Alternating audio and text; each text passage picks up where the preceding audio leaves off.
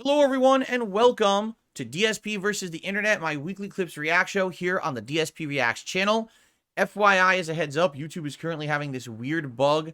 They did something weird with the site. They coded it incorrectly. You can no longer access YouTube channels with the @ and name. So like it used to be @DSPReacts to get here. You can't use that anymore. You got to actually be subscribed to the channel. Go to the real URL of the channel, which you can find if you search for DSPReacts. You'll still find it on YouTube, but they screwed everything up. So if you're looking and you found this video randomly, you're like, I don't know what happened to the channel. Nothing's wrong with the channel. YouTube screwed up this week. I just want to make everyone aware of it, okay?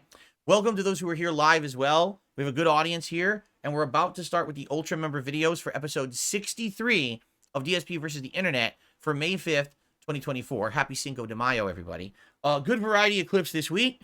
I did notice that many of the clips are on the shorter side. So this may be a rare case where actually in the next 3 hours, we get through everybody's clips. I guess we're going to see. Okay? All right. So let's check it out. Ladies and gents, it is time to see what you guys have in store for me this week. Here we go. And let's do it. This episode is brought to you. That was incredibly loud. Holy shit.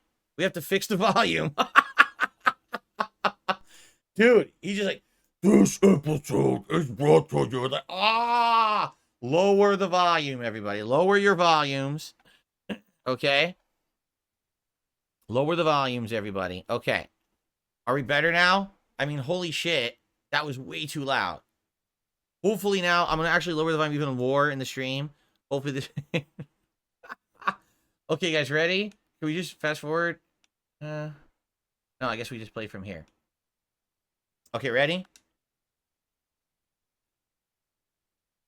Threatening our environment and the well-being of humanity. That's better, the right? Dangers are That's not better. obvious to society until it's too late. From asbestos in the early 20th century to lead-laden paints, and now, in 2024, microplastics. Media headlines are awash with alarming statistics about the amount of plastic infiltrating our bodies. For example, we may consume up to a credit card's worth of plastic per week. Well, the World Health Organization is raising a red flag over plastics in drinking water. Leading US government scientists told CNN plastic is definitely in our food chain and drinking water. Well. Researchers are now looking into how there could be dangerous microplastics in those bottles. In this video, we dive into the truth about microplastics. I'm curious because I really would like to learn about microplastics and if they really are dangerous or not. But this is just a case, in my opinion, human technology advancing past the point of actual testing for safety and us adopting something into our everyday lives that actually could possibly be incredibly harmful, but we just didn't know it, right? Now, I don't know if it's true or not. I'm this guy. I don't know if you can trust him. I'm interested to see what we're going to learn about microplastics right now. But seriously, like, plastic has become such a prominent thing in human life. It's all around us. I'm surrounded by a ton of things that are plastic literally right now. Okay? And so, was it safe? Did anyone test it to see at any level, does this stuff biodegrade or does it break apart? Does it end up in other things? Oh, we'll find out, 100 years later when we've all been poisoned, right? The human technology just, it goes at such a crazy rate ahead of where we really need to be for safety reasons. Right now, the big thing's AI. Well, what's to say that AI won't destroy everything in 100 years? But for now, AI, we just use it for everything, right? Oh, that sounds like a safe thing to do. Let's see. Let's learn about microplastics. Are we facing a genuine threat to humanity, or is the panic overblown? In this episode, Good question. We'll find out. I don't know.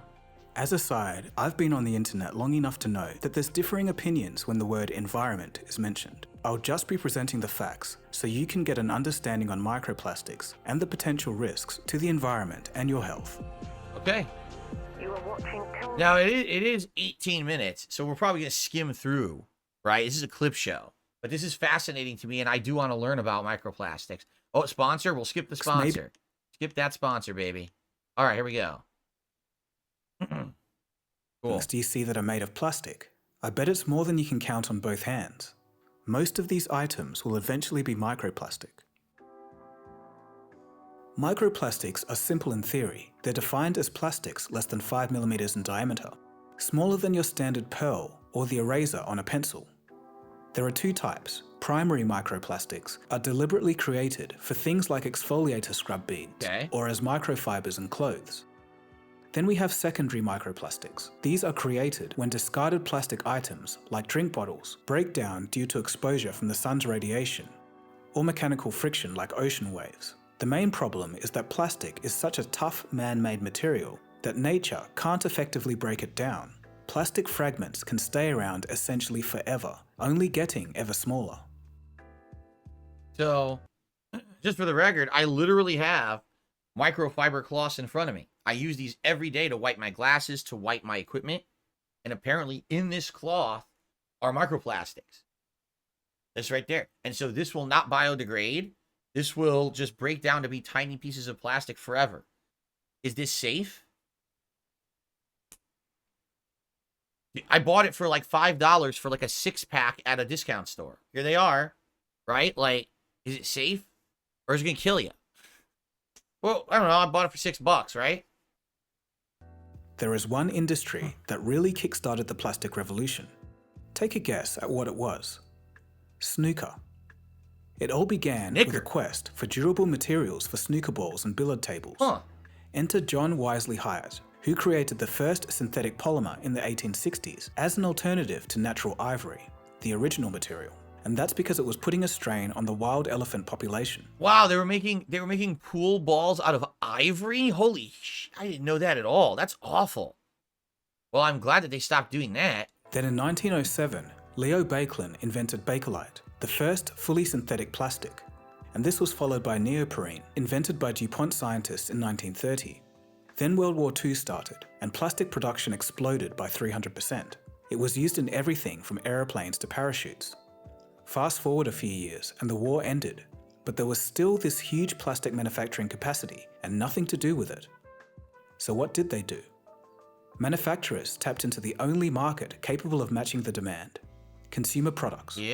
Tupperware conquered pantries and birthed its own party scene. Cellophane dominated the packaging industry. Polyester clothes could be machine washed. And you know what comes next? Plastic production and usage continued to grow with globalization, as did waste and pollution in landfills and oceans. Holy shit. As time wore on, corporations put the onus on us and made us feel that we weren't doing enough and we could just recycle our way out of the problem. But that's a story for another video. Yeah, it is. In his book... Yeah, it is, because most people don't realize this. The vast majority of things that are submitted for recycling are thrown out anyway. I think the statistic is insane. It's like over 90% of the items you try to recycle just get tossed. It's such an insanely small percent that they can actually recycle. It's ridiculous. Poison like no other. How microplastics corrupted our planet. Matt Simon describes microplastics as the, quote, pernicious glitter that has bastardized the whole earth, a forever residue from the party that is consumerism. Despite innovations in recycling and public awareness since the golden age of plastic, the issue of microplastics isn't going away. And here's why. Firstly, we now know that microplastics have infiltrated every corner of the world. Wow. From Antarctic sea ice to ocean trenches. Microplastics can pass through water filters and are dangerous to aquatic life. They can act as carriers. Once ingested by marine organisms, microplastics act like a Trojan horse. They can bind with other harmful chemicals, and together, both plastic and chemical, two peas in a pod, work their way into an organism's digestive system. And this is not good. Just take this study on nematodes. When exposed to microplastics, their lifespan shortened, their growth stunted, and their offspring count dwindled. Yeah, I was just going to say this. For humans, I mean, we've been doing stuff with plastics now for about, what they said, around roughly 125 years, right? But the thing is, a change like this doesn't affect instantly. It may take many, many generations, but maybe in another 100 years, we might all be effed up. I mean, we probably won't be around anymore, right? You watching this video live. I should take that back, because maybe people will watch my stuff in 100 years as archived and I'll be dead. Who knows, right? But the point I'm making is, within our lifetimes, this probably won't effectively affect us. But it may affect future generations. Maybe they'll be stunted. Maybe they won't be able to reproduce as much. Maybe they won't be as healthy, because they're full of microplastics, and it's just going to keep getting worse and worse. I guess that's an interesting question. But how will it affect smaller organisms? What if all smaller organisms die out? Well, they're essential to the food chain and life as we know it, right? So, I mean, let's continue. It all starts at the bottom of the food chain. Plankton consumes microplastics. Crustaceans and smaller fish consume plankton, and the contamination continues up the food chain, eventually getting into the food that you and I eat. Yep. But wait, seafood lovers, don't freak out just yet. And vegans, this issue still impacts you. Microplastics aren't just infiltrating the food chain, they're making their way into our bodies by other means. The main exposure route? Water. Surprisingly, indoor inhalation and drinking from plastic bottles. Researchers at the Oh, shit. Well, I do have this filtered water over here, but that also comes out of a plastic container.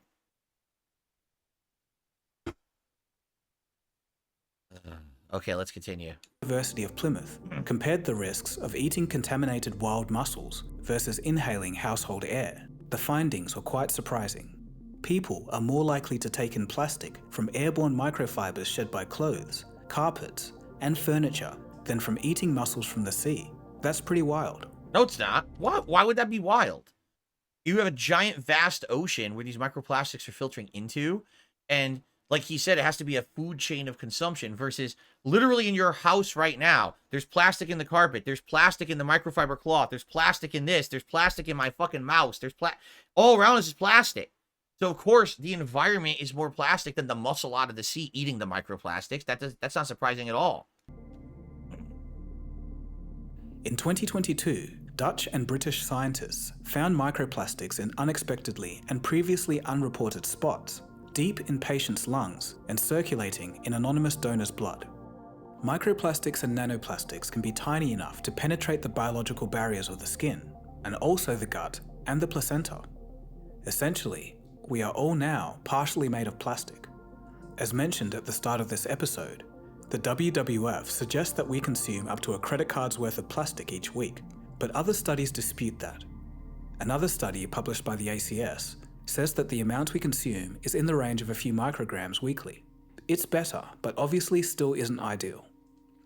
Scientists fear that microplastics are a ticking time bomb. Now the question is, could they cause serious health issues like inflammation or cancer? But we need to know. Are they harmless? Do they simply get excreted, or do they act as endocrine disruptors, messing with our hormones? These are mysteries that need solving, not just for us, but for future generations. Exactly. So what is you want to be honest? I don't think it's going to affect us that much.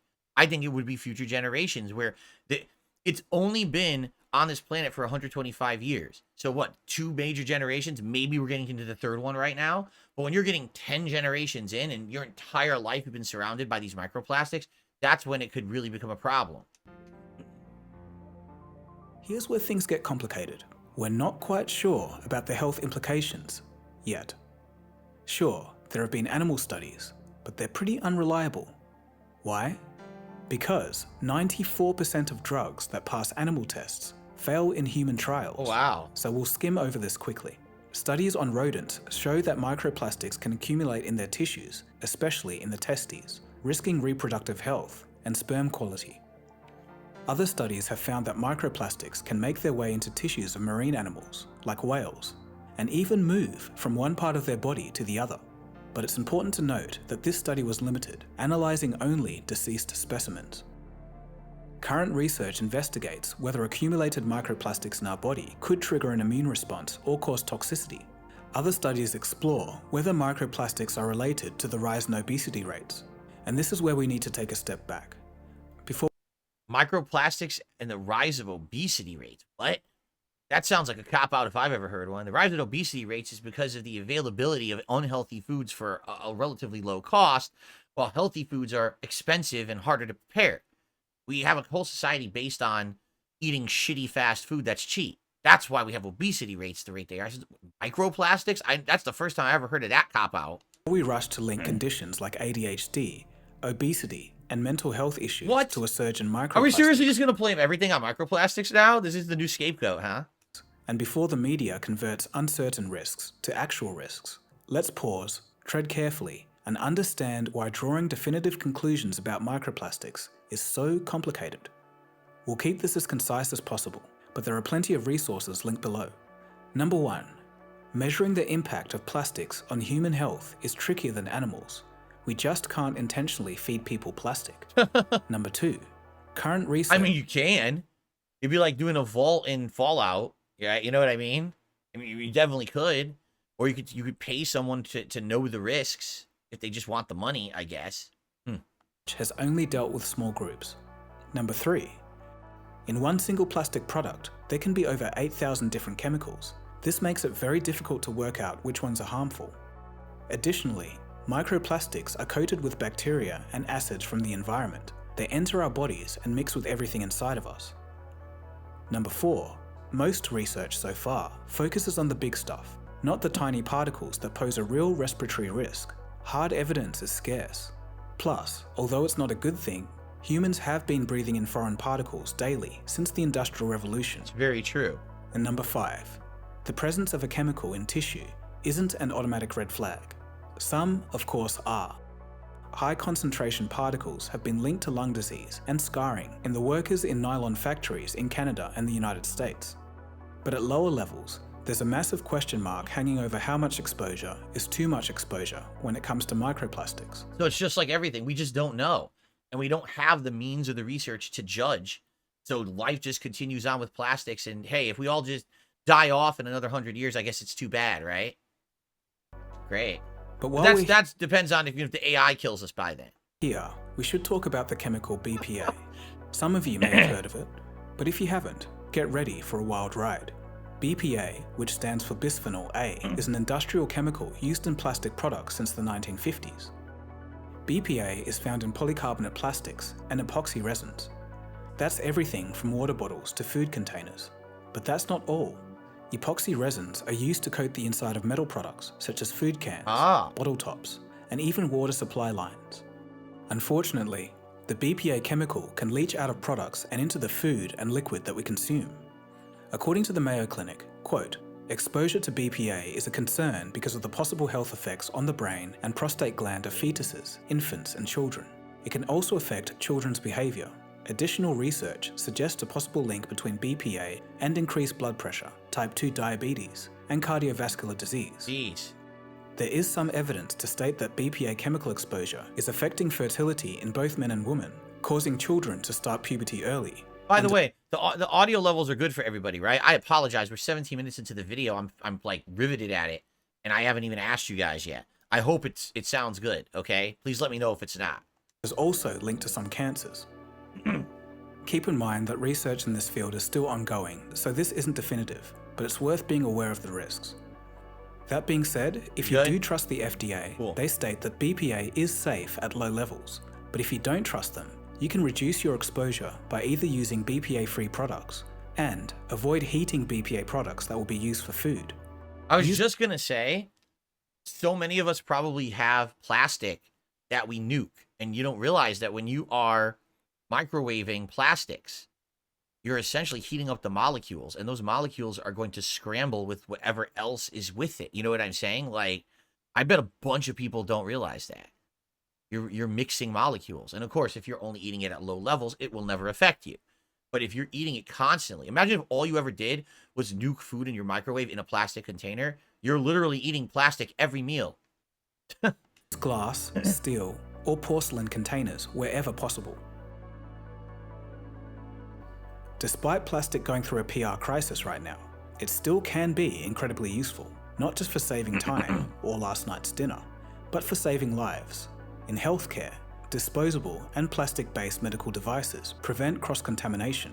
Plastic plays a crucial role in food distribution, supports industrial agriculture, and dictates what we wear, with over 60% of textiles being synthetic and made from petrochemicals. The question is, how do we make it safer? A good question, because you have an entire society of humanity that's now based on these plastics. So what do you do to get out of this situation? What if we finally start getting studies saying, dude, we're killing ourselves. We're going to, in the next 2-3 generations, you're going to see stunted growth, low birth rates, cancer increasing, because we're all full of microplastics. Like, how do we fix it? right? Holding the How do oil we and get out of gas or chemical companies accountable for microplastics might seem like the obvious route, but awareness of the issue, and hence a lack of political appetite, makes sweeping changes unlikely. If we just focus on the ocean for a second, where is all the microplastic coming from? Surprisingly, not the United States or China, but overwhelmingly the Philippines, followed by India. Focused local efforts in these regions could do a lot to help. Now, when they say that, the Philippines and India, is it just because they don't have pollution laws? So people just toss everything everywhere and don't give two shits? I wonder. To really get things moving with regulations and innovation, experts must first tackle some key questions. What alternatives are available? And at what cost? Are there better options with fewer drawbacks? The good news is that biodegradable plastics do exist, and the best of them is called PHA. It fully breaks down in a matter of months instead of hundreds of years. An increase in the use of PHA products could curtail a future health crisis. So I've seen this before. So that's what that is. Because I've seen these plastic cups that say, oh, I am not a typical plastic cup. I'm biodegradable. That's what this is. It's a different kind of plastic. Okay. The only catch is that it costs 25 to 80% more than conventional plastic. Hopefully, with further innovation, we can get this cost down. Despite the complexities and unknowns surrounding microplastics, emerging research and awareness is driving action. We've seen the US ban microbeads in consumer products. We've seen France mandate microfiber filters in washing machines. And other countries worldwide are ramping up efforts to reduce single-use plastics and encourage recycling, although that might not be as effective as first thought. But that's another story for another video. Let's be clear, this is not totally our fault as consumers. And we don't have to sit back and just be guinea pigs. We too can be part of the solution. According to a study involving 73 experts, the immediate solutions lie in policy and behavioral measures rather than technical ones. Right. And you'll never see them because, again, our politicians in the United States, I've said this before, controlled by corporations. We have a lobbyist-style government. And you really think that any of these companies that or oil drillers or manufacturing things that are plastic are going to ever want to have regulation on their industries? No. So they're going to basically lobby the living crap out of the US government and say, don't ever change it. Just leave it as it is. And probably it's going to be like that worldwide. It's, yes, that's how our government works, but I'm sure other governments are in the same boat. We've made it so now corporations are dominating human life and controlling everything we do. So yeah, I don't know if anything ever would change. So I guess we all just die so that a few select people can be rich, right? Digging that sounds into like a the good study, idea. the solutions endorsed by experts as, quote, above average effectiveness are things you probably already know and are on board with. Educating consumers to make plastic smart choices, installing filters in washing machines, encouraging the return of plastic bottles for deposits, simplifying product designs, embracing a circular economy that promotes product reuse. Which doesn't work right Bring now. your own coffee cups and shopping containers. That seriously pisses me off the most, to know that my whole life I've been forced to recycle. Like everywhere I lived in Connecticut, I live in Washington. We are forced to recycle our plastics, and 90% of them don't get recycled. They just get thrown out anyway. Like, we want to talk about an inefficient system. That's what they need to fucking fix. Like, that's absolutely ridiculous, right? Okay. I think before we end this video, we should watch one more, because I think only one video per part is kind of a lot. And that was one of the longest videos submitted. This next thing is something people have wanted to see me react to for a bit, so let's do it. Here we go. You ready for this? Akuma, baby!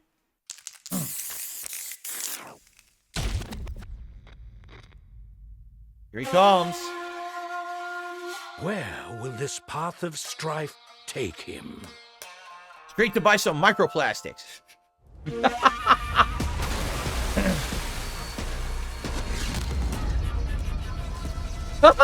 You're gonna pee his pants.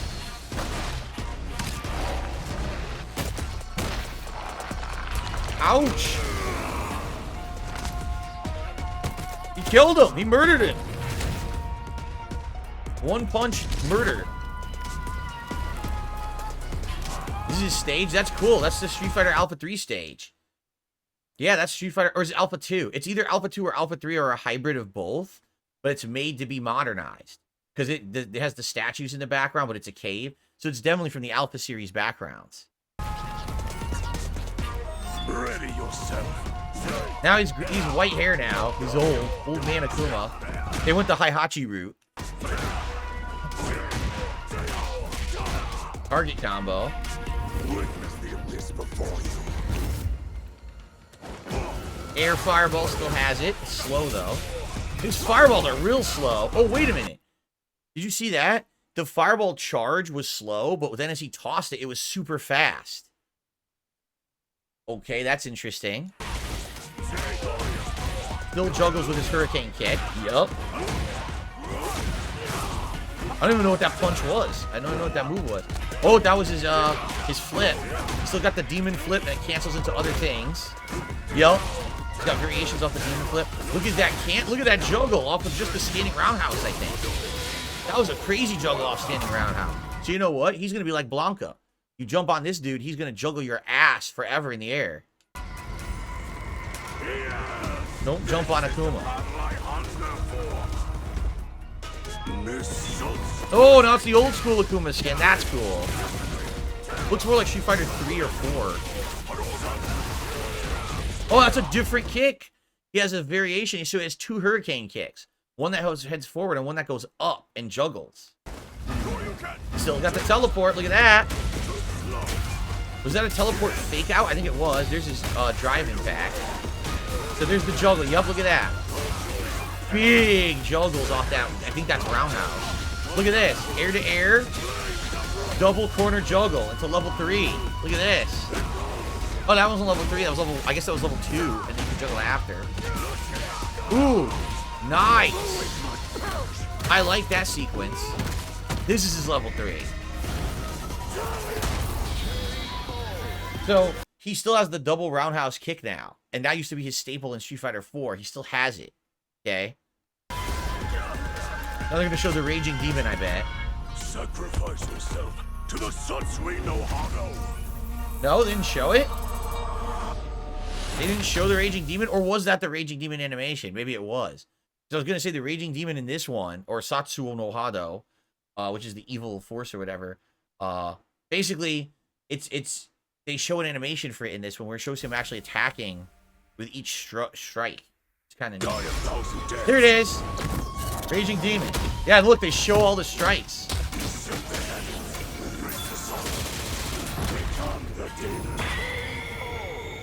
I am the true master of the fist. All right, can I be honest? I hate the English voice acting. I mean, he's got to be in Japanese, man. He has to be Japanese. That doesn't sound good at all. I'm sorry, the English voice actor does not fit the character. I can do it too. See, I sound like Akuma now. Die 1,000 deaths. Oh, the Satsuo no Hado. Lame. I want the Japanese voice actor back. So, that's May 22nd. And yes, I'll be checking him out. So, as you saw, I think that's standing roundhouse, that kick, and that just goes right into crazy air juggles. And it looks like you can do some interesting setups with his flip, because he has the variations off the flip now. Kind of neat. I guess we'll see when he comes out what you can do with him. He had a couple moves there I didn't recognize. There was a double punch, and I don't know what that is. Maybe that's a new move. I'm not sure. Looks good, though. And the only thing I would say is I don't know how he's going to do in Fireball Wars, because it looks like his Fireball is slow to come out, but fast when it comes out. It goes across the screen quickly, but he has to charge it first. So I'm not sure. Not sure about that. All right. Akuma or Akuma Baby in Street Fighter 6. Thanks for watching DSP versus the Internet, episode 63. I'll see you in the next part, everybody.